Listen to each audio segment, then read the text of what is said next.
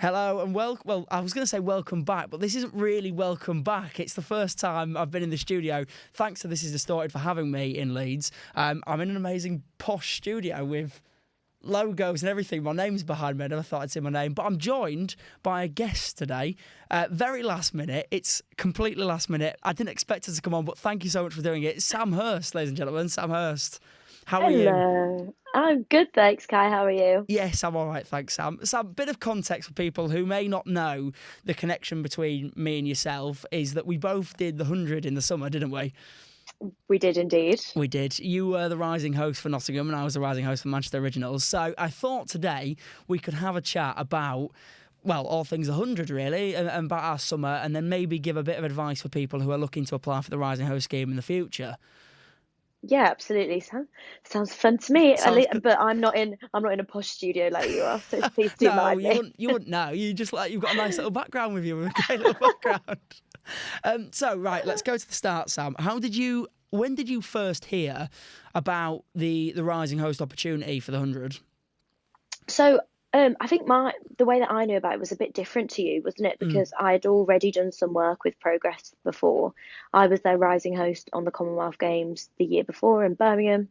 So I always had, I actually knew that the 100 rising scheme was a thing when I'd applied for the Commonwealth Games, which I found out through uni. Um, but I remember the year that I did the Commonwealth Games, I remember seeing others getting the rising for the 100 and thinking, why didn't I see that? Because I would have loved to have done it the year before. But things happen for a reason, do you know what I mean? I got to do it the following year. So I always kind of had it in the back of my mind that that would be coming round like Easter time. And when it came up, I was like, why not? I was in Nottingham, obviously links to Birmingham, and already knew that Progress were amazing to work with, Progress Productions, and it just seemed like the most fun gig in the world. Were you like waiting on the website? Because I know I was, because obviously my backstory with it is my housemate Josh Bailey, shout out Josh, he did it the year before me. So I lived with him at university and we both want to do presenting and go into this industry. And I saw him doing it throughout the whole of summer, throughout the whole of August. And then, yeah, so then I was like, well, I'm doing that next year. Because at the time I applied for it and not knowing much about cricket, but then in that year I thought, right, I'm going to actually learn it because I'd love to be able to do what he did. So then I was just waiting on the website. I was praying on that website, waiting for. Really? Yeah, I yeah. see, I'm not as organized as you are. I think someone that I knew from the games, we'd spoken about it before, and luckily she was on it and sent me the link when it all came out. But I would have seen it eventually anyway because LinkedIn and all of that. I would have seen it. Um, but no, I just, it was one of those that like, it was in the back of my mind. And then, summer sports happen. And I think when you do like gigs in summer sports, your winter's just a bit more chill. It's like football's back and you kind of forget about it. And You then, say your winter's a bit more. It's a lot more depressing. It's yeah, yeah, it's yeah, yeah. really depressing. Like coming after, I know we'll touch upon it afterwards, but the period from now, we're filming this in November, and we did it in August, and the period in between has just been like so. Take a Oh, breath well, and no one can like prepare you for like no, post 100 depression. no. Absolutely not. And I think this comes with, do you know what? Speaking to so many people in the industry that we've worked with, everybody says the exact same thing no matter what gig you do. Because when you do a job like what we did, and like for us, I know that both of us are the biggest geeks about what we do Mm. anyway. Like we have to admit it, Kai, we are proper Well, geeks it's about our look at it. industry. It's like that. Yeah, I know. Exhibit A. Yeah, why are we doing this? Why are we doing it just so we can talk about the 100 more? We miss it. Literally, literally. They do say though that they do say that people love to talk about, like when people come to advice, we're the kind of people that, yeah, because we just like talking about it. Yeah, But I just love talking like about it. I think everybody in like that's done it that I've ever spoken to or for advice, they've always gone like, don't be disheartened when it's over because like jobs come and go and you could absolutely fall in love with it, but it's Mm, just like a matter of time before the next one comes. And absolutely. that is like probably the biggest learning curve ever because I was in a real rut when it finished. I was like, I I just want still to am. be back I ain't got there. out of it yet. I've not got out of it yet. That's why I thought, do you know what? First person I'm going to call today when I think of a guest is Sam, so I can talk more about the 100. um, Honestly. so let's go back to the audition then. So you applied. Do Mm. you remember your application? Yeah, it was awful. Was it? Why? Why? What was wrong? Because I remember they ask like 12 questions, don't they? And you have to give like a 250-word answer to each question. That's what it was like when we did it. 12 It was questions. something like that, wasn't it? It was the application. I remember it's like you have to put a show reel in. Mm-hmm. You have to put like a little piece to camera of just you Yes. introducing Yeah. yourself. A CV. Was there a CV? Probably. Mate, yeah, there will have been, weren't there? Yeah. And then it was like questions all around the 100. And I think it's literally just to like gauge what experience you have, what you want to get out of it, and what you want to bring. Mm. Um, and they were like nice questions, but like I'm like the biggest stress head when it comes to any kind of application. So Yeah. I think I like thought for days about what I was going Yeah, to no, write. I And really had to research into it to make sure what I was putting in it was like the best it could possibly be. yeah, and I don't, that's always good. Like I always did my research. I knew about the 100 anyway because I used to work at Trent Bridge, so I'd like Hmm. watched it the Hmm. whole season before. Um, but then I sent that off, and I remember because I was like so stressed about it and getting it right, I did that piece to camera like 30 seconds before I was like the deadline night. And I remember it was in my housemate's room at uni. I had to put her ring light on that she uses for her makeup.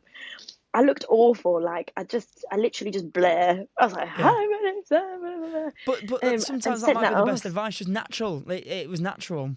Well, do you know what? I think now, like looking back on it, there's so many, when you look back on it after what we did, there's so many elements, like after doing the job Mm. and meeting the people that hired you, you start to realize what they really took value out of from that. And Agreed. I think the piece to camera is probably, even though I thought that was like my biggest fluff up, that was probably my biggest advantage Yeah. because it just showed off who I was and how I was in front of a camera just doesn't like natural me. And then I think the other elements of like asking the questions and stuff, because it's not me saying like the written bits aren't important, that just kind of shows your work ethic in terms of Mm. would you put the time into looking into what this project's about? Have you done your research? Because that's just as important. You can be as like natural on camera, but I think that was like for them to know, okay, they care about this job.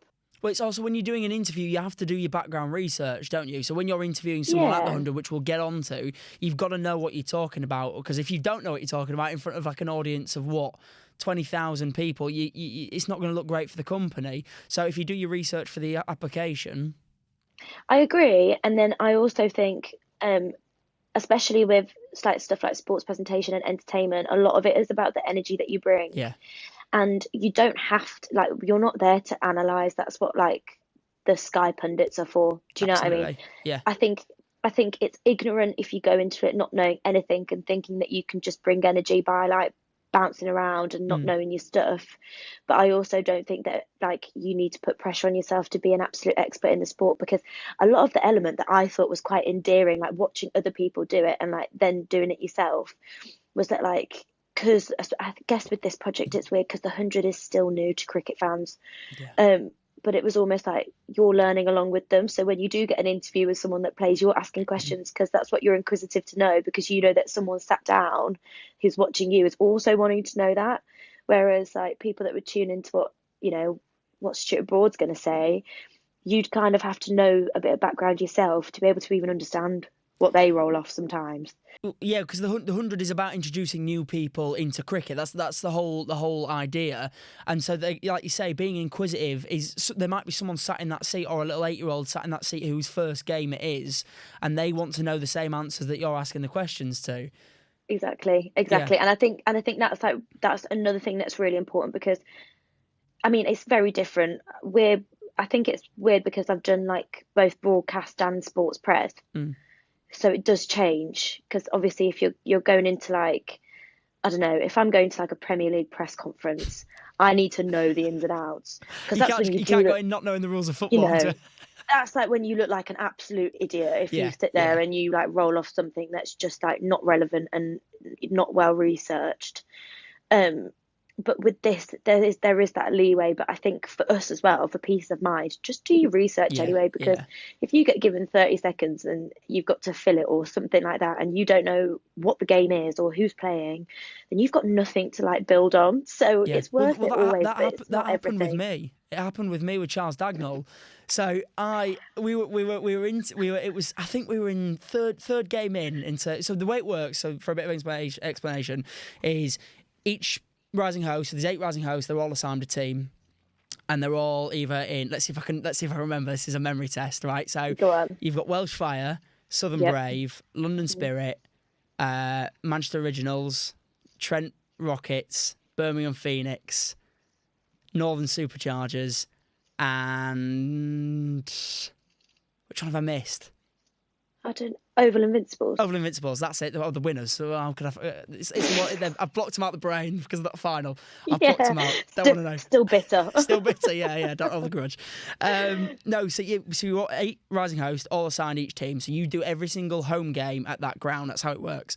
And yeah, during the third game for the Manchester Originals, there was a Sky Sports pundit interview. Now, my main host, Harpscore, bless her, look, she's a great host, but she was supposed to do the interview, but then she couldn't get to the other side of the stadium to the interview. And then all I heard was, Kai, you're doing the interview. You've got 30 seconds to prep. Your heart Okay. drops. But no, yeah, it did in a way because I was like, oh, this is a lot of pressure. But at the same time, like it's one of those ones where because I'd done my background research and I knew my stuff. Yes, I was nervous because if I watched that interview back, I think, oh, I could have done that so much better with a bit more prep. But I still did a decent job to the point where I didn't look out of I didn't know what I was on talking about and things like that. Yeah, and I think that's like the beauty of like Yeah, live absolutely. in stadium stuff is that like once it's done, and almost being thrown into stuff made us do better, didn't it? Like I Well, remember we would have this so is many. here forever. This podcast is here forever. There's no Yeah, getting away from this. This is on the internet and it's a digital footprint. Whereas that in the stadium, that's it. yeah, exactly. Like people could replay this and be like, why the hell did you say that? But Yeah. like when it's, and obviously like there's it's it's not that you it's not like a comfort blanket in terms of there's margin for error, because you can make mistakes that screw it up and can really like ruin an atmosphere. Yeah. But as long as But you learn from it. also, yeah, but not even that. It's like little things like, oh, if you didn't know that, you just ask the question, or Mm, like, oh, you accidentally stuttered.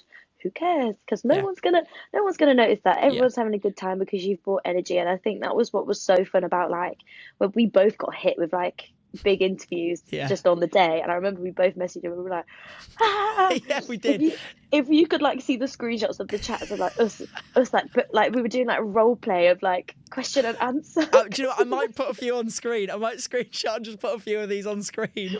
Of like Mine and yours me conversation. pretending to be a Sky Sports pundit for you, and we're like, so Kai, what do you think? It was funny. It was really funny. And honestly, that was like while we were doing our prep, wasn't it, on the day? Yeah, Because you yeah. have to get there obviously a bit early, but we'll get into that. So we'll go to the audition process. We've skipped forward a Okay, bit. okay. Let's talk about the audition process because again, when you if you get through that application process, you then get through to an audition day either in Birmingham or in London. So depending on where you are in the country, you can choose. And then when you get through, you go to this audition day. Now, normally you audition in. Am I right in saying that normally you audition individually, Um, but we auditioned in a group, didn't we? well, I don't know, because for the Commonwealth Games I auditioned in a group. Okay. It was the same thing. But I'm not sure. I think they do it differently depending on what they've got the capacity to do. Well, let's So, talk about ours anyway. So anyway, me and Sam auditioned together. So when we got there, we were the last audition group out of any of like the 100 in terms of that year. So they'd been through every person, they'd interviewed everyone else and auditioned everyone else. And there was me, Sam, there was Henry, Kane, and forgive me, but I forget the name of the girl, bless her. oh my God, but she's lovely. She was lovely. She was really, really nice. But anyway, we auditioned in a 5, and we were the last group. And then we were told later on that 4 of us ended up getting the job. Really, didn't we? Yeah. Which And it there was was the four me. that like were in my car because I Yeah, gave you all a lift back yeah. to the train station. Funny story. I don't know about what yours was like when you got your phone call, like to let you know. Yeah. But James rang me. Sorry, for a bit of context as well, James Parfit, one of the loveliest blokes you Oh will my ever God. meet in your life. He I love you, is. James. Yeah, we love you, James. Absolutely love James. But he is like the head of the Rising. Oh, he was the head of the Rising Host scheme when we did it. Whether he will be in the future, I don't know. He might be moving elsewhere. But yeah, he was the head of the Rising Host scheme when we did it. And he's the one that like looks after you all. He's the one that makes sure you're all okay. Yeah. And he rang me and said, it's been great this year, a bit like X Factor. It's been Oh, it great was, this year. wasn't it? Oh, I know. And he goes, it's been, a really tough competition this year. So unfortunately, and then at that point, I thought, not this year. And then he goes, you're going to have to block out your whole calendar for the Manchester Originals dates. And I feel like he likes the power too much, does James? I know, and it's funny because as you get to know him, you're like, that's such a James thing to do. Yeah, absolutely. So what was your call like, Sam? My call was I was at work and I went outside because I thought I needed some quiet because I knew what the call was when I saw it was James on WhatsApp. And then as I went outside, the bins were getting taken out, so I couldn't hear a thing. So I was like shouting down the phone, like, "What? What? Can you hear me? Can you hear me?" He was like, "Hi Sam, can you hear me?" And I was like, "Yeah."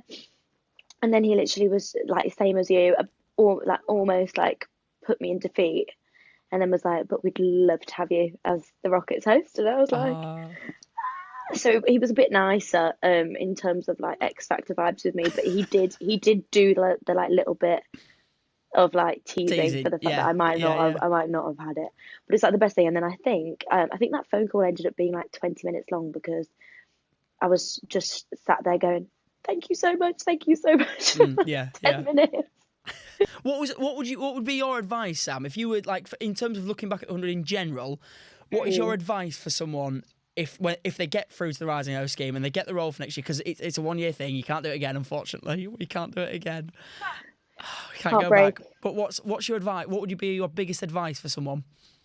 Um, I know that's a tough question to put you on the spot with, but it's really hard, right? Because I know what advice I'd give myself, mm, but it's advice that like if you haven't done it, you wouldn't be able to take it. okay. And it's literally like absolutely throw yourself into the first day and just have fun because Mm, um if you look at like me on the first day and then if you look at me on like the final game, two different people. mm, And I just wanted to look back and shake the shoulders of like Sam on day one and just be like, just relax because, mm, but you can't help it because you're nervous, you're excited, you don't know what to expect. It's your first time for a lot of people doing anything like this. Um, but genuinely, it is the most fun and the most creative freedom that I think that you can potentially have on a job like this, where you're literally just like, what do you want to do next? Do you want to go dance with kids in the yeah, stands? Do yeah. you want to go and start a Mexican wave? And I just think like from day one, you just have to immerse yourself in it. It's really hard to do that. But yeah, I think if when I look back now, I just wish that like someone had really slapped me around the face and said, chill. And just was like, chill and Yeah. just enjoy it. Because you can tell on the first day that I was dead nervous and I didn't want to mess up. But like we said earlier, like it's sports presentation and live events is like that's the magic of it. Like Mm. once it's done and you can have as much fun with it. And whether you think it was good or not, it's gone there. And as long as everyone else is having a good time, you've done your job.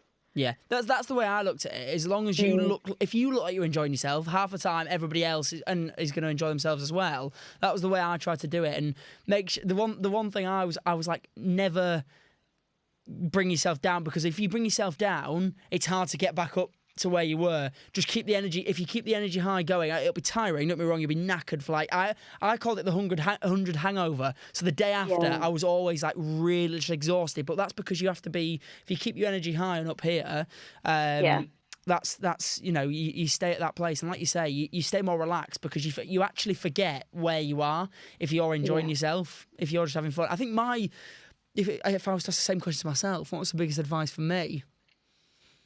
I think my biggest advice would be to probably get to know your host, because obviously the way it works is, we haven't given context to the way it works. So obviously Oh, yeah. with the Rising Host, you have a main host and then you have a DJ as well. You get to know your team and get on with your team really well. That chemistry is really, really good, and then therefore it's easy for you to do like content together. So Harps was my main host and Roche was my DJ, and I get on with them so well. I still speak to Harps pretty much most days now. So I think my biggest advice was to get to know your host before you even get there, because that's as big enough research as you need half the time. If you get to know the people you're working with and you know them on a personal level as well, it's so easy to then go in front of this camera and do it in front of people. But I think that's been my big advice. Yeah, I really do agree. I think, especially like it's in the title. You are the rising host. That is the element of you're there to learn. You're there to take it in from everyone else. And what I really learned quite fast is if you are comfortable with the people that you're working alongside with, it comes out so much more naturally than you think it would, because it is a conversation. Like, I absolutely adored Charlie, and Smear was amazing, and we just had such a fun time. That it doesn't feel like work. No. When you're there. No. But like, the only thing I wish that we got to do, Kai, was host one together.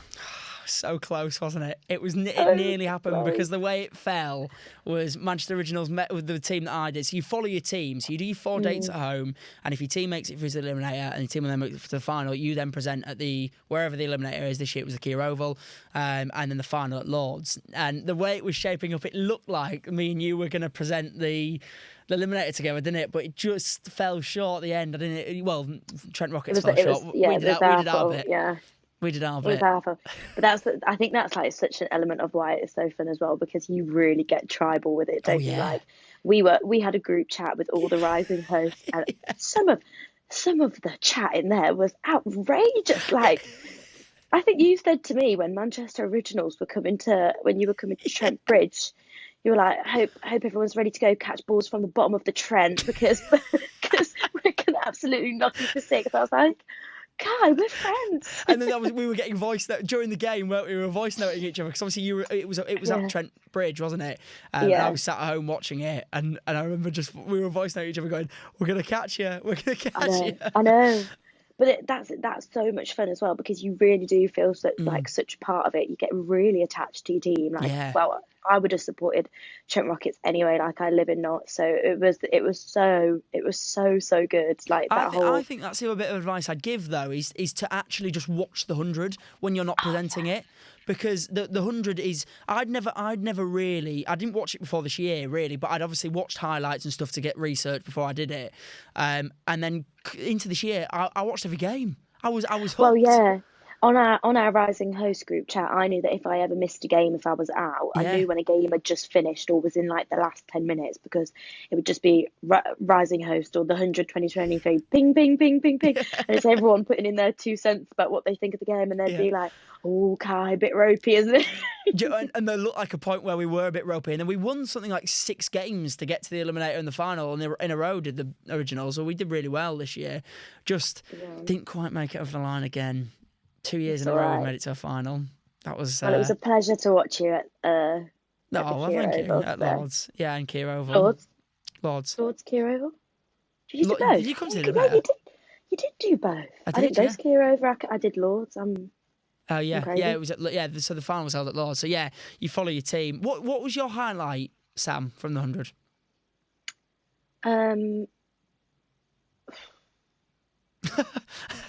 Don't going to say don't sound like there's too many. The highlight of the 100. No, it's hard to pick one. That's my point. I think for me, the moment that will stick with me forever, ever and ever, is in the final after the game. And when we all the cameras are finished and we all came on and got the photo on the pitch, and there's a beautiful video that I will put over the screen now as it's overlaid of us all like arms around each other and like jumping around in a circle, because we all got really close to the rising host, didn't we? Yeah, we did, and we're still friends now, which I think is so lovely. But that was a really full circle moment. I think from like the actual hosting side of things, my highlight was the whole of the last day. Yeah, like my dad was there. You're so hyped because you know that you're not going to get to do it again, that I think like I got thrown into so many links that I hadn't done before, because it was like, it's your last day, you've got to just immerse yourself in it. And that whole day to me was just like, I think I went home, right? My dad was here. I went home and I honestly cried to my dad, because I was like, I had the best fun ever, and I was like, I'm so proud of myself. You got to see me do that, and it was just like the best. And then it was just kind of like not a weight off your shoulders, but you sit at home and you're like, because you're exhausted, because you've just done a hell of a shift on like putting so much energy into all these games and doing your best, and then it all just gets done like literally in a second, isn't it? Yeah, yeah, It's just that's done. it. Yeah. That's it. But But yeah, I but think I think that's the last beauty day, of it. Like you said, that's the beauty of it. The fact that you knew you weren't going to get it again, so you just completely had to just put your all into it. I think that's the best bit about it.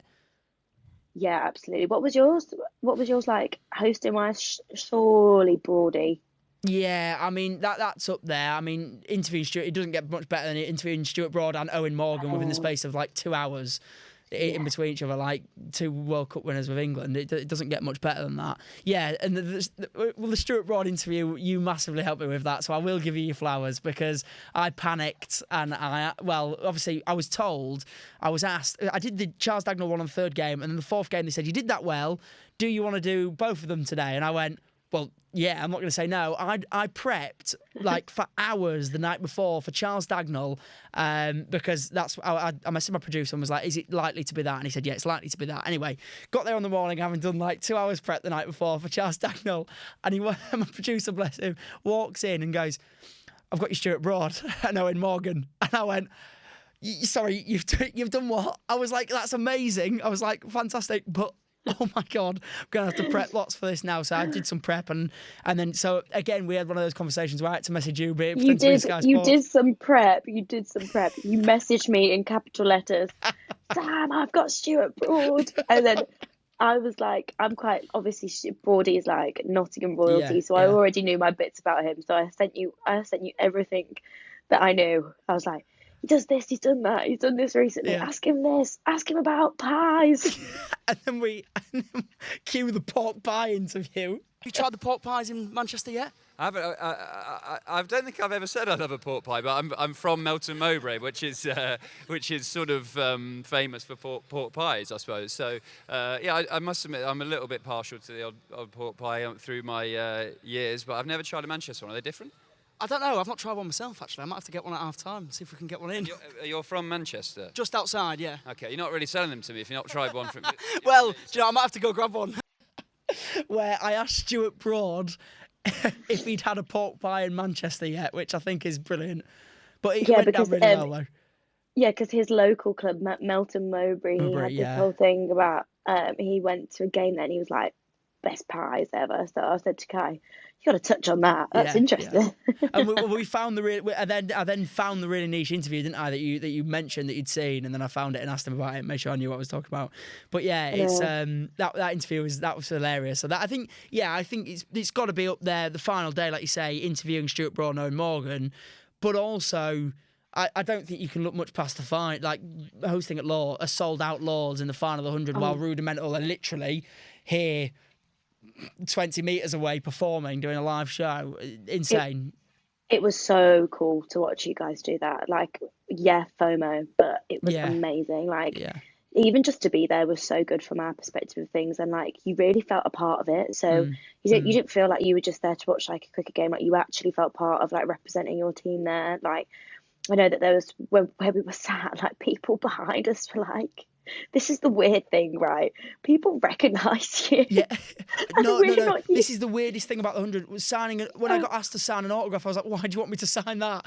I was like, a little girl asked me to sign one of her foam gloves, and I literally looked at her mom and I was like, you do realise like I'm not anyone special? And she was like, the mom literally turned to me and was like, she doesn't care, she's seen you on the big screen. And I was like, oh, okay. Oh, that's really sweet. I know, because it just like I almost felt like it was criminal to sign them, because I was like, you don't even know who I'm no one, guys. But that is like the sweetest thing. This guy asked me to sign his shirt, and this shirt he'd bought for like £50 outside, and I was like, you do realise it's going to devalue it if I sign it. It's going to bring the value of it down if I sign that. But yeah, it felt really weird. That is something you just don't get used to either. Yeah, and I think and then you do take a step back and you do realize, like, because it is so family based, you do realize that your face is like a big part of Of like what course. these kids are engaging with, like Mm. the fun bits in between. If they're not engaging with the cricket, then they're going to be engaging with what you're doing in Yeah. between, which is like all the fun stuff and the dancing and the things like that. So that was really nice, but that was such like a weird thing to wrap my head around. But yeah, yeah, I just remember thinking like people literally asked me for pictures at one point, and I was like, what are you going to do with that though? Like, you don't You're gonna post it? What, can you tag, tag me? tag me, tag me, please. Yeah, I do. Yeah, it is something that I just don't think you'll ever get used to if I do that. That is, if my career goes where we want, if we both of our career goes where we want it to go, then I don't think that's something that you'll ever get used to, and I don't think it's something you'll forget either. That first time of doing it. No, no. I remember my dad like witnessed it, and he like grabbed me after, and he was like, "Look at that," and I was like, I know. "I don't know what to do, Dad." Yeah, I know, I know. Well, Sam, we best wrap things up because I'm aware that you've got things to do because you're a busy gal, aren't you? So we'll wrap Oh, things I'm a up this busy afternoon. guy. Thank you so much for coming on and joining me. You're so welcome. This And was fun. I hope if someone was watching this that maybe is thinking about doing the Rise House scheme or is maybe doing it this summer. First of all, I'm very jealous. Honestly, Yeah, I'm going to go next year. We need to sort that out actually, where we arrange like a yeah, rising host where we go to a few games, because that'd be nice to see everyone as well, wouldn't it, and see all the teams. 100%. Let's do Yeah, that. That let's sounds do that. fun. So yeah, thank you for watching. Whether there'll be a second episode of whatever this was, who Yeah. knows? Yeah, I think I should bring this. I like this format. Well, I just feel like we've got so much more that we could talk about if we had an hour. we do. Yeah, I was going to say we've been going for 30 minutes here, I know. I've got so much more to say. and I feel like we could do it. We feel like we could do it again. Well, we'll maybe have to arrange another one, Sam. Or I can have a look at maybe replacing you with another rising host. Mm. Thank you so much. Thank you for watching. Please like, subscribe if it's on YouTube, and goodbye.